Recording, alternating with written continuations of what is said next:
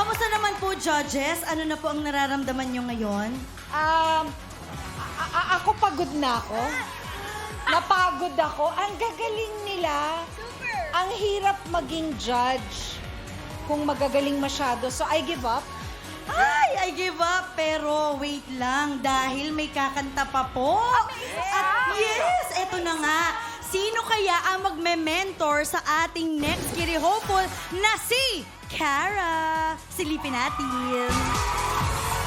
Napili ko po yung song po na Tadhana kasi po it's also about trusting and putting our faith po in the Lord. Dahil po sa faith ko po, na-inspire din po ako na mag-write po ng mga songs na parang I'm feeling good because of Jesus. Naririto ako't nakikinig sa'yo.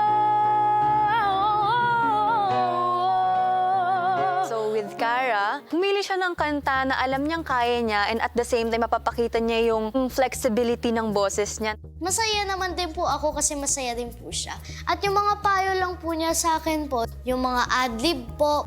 Maging maingat ka sa mga riffs and runs kasi isang maling note mo lang, mawawala ka na. Parang mahirap na siyang hanapin ulit.